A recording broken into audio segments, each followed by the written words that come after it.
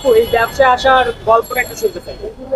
এটা ব্যবসা আসার গল্প হইছে আমার ফ্যামিলির তো টানার কেউ নাই গা।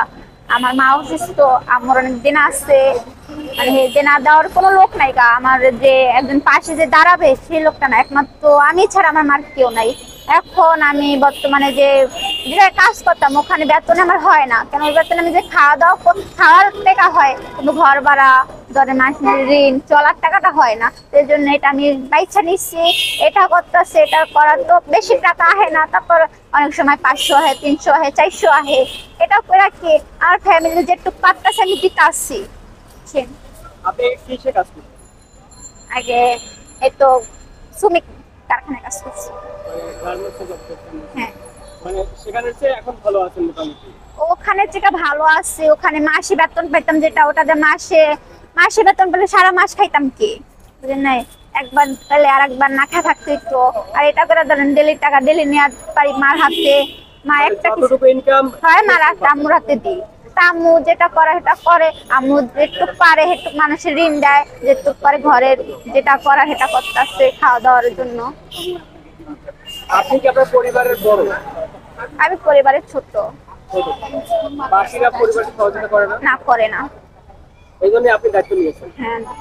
আচ্ছা, আপনাদের বাড়ি বলছিলেন কোথায়? বরিশাল। বরিশালে কোন জায়গায় এটা?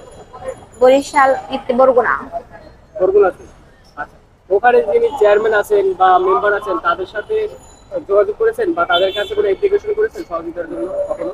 না, সেটা করি নাই। সেটা করলো কে হেরা মাথা ঘামায় না। তাদের যেটুক ধরেন এই যে সরকার যে চাল পদ দেয় হেরান খায়া ফেলায়, এটা আমাদের জন্য আর থাকে না। আপনার কোনো প্ল্যান আছে যদি কেউ আপনাকে সহযোগিতা করে তাহলে কি করবেন?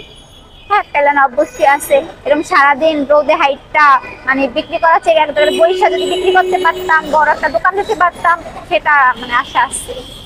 আপনার এই যে পান বিক্রি করার সাথে আরো আনুষঙ্গিক যে জিনিসপত্র, এগুলো তো অনেক ভারী, এগুলো নিয়ে হাঁটতে তো আপনার নিশ্চয়ই কষ্ট হয় বা হচ্ছে হেঁটে হেঁটে বিক্রি করতে হয়, এটা তো অনেক চ্যালেঞ্জ।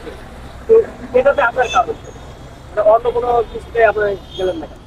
অন্য কিছুতে গেলে বেশি টাকা লাগবে, একটু টাকাটা আমার কাছে নাই। এটা নিয়ে বাইরে এসে 1500 টাকা নিয়া 1500 টাকা নিয়ে ধরেন ডেলি প্রথম থেকে উইছে ধরেন 200 টাকা লাভ হইছে, 200 টাকা আবার কি ধরেন একটা কিছু কিনছি, আবার অনেক সময় 300 টাকা লাভ হইছে, আবার একটা ব্যাগ কিনছি, এরকম করে টুকটাক চলতে আসছি।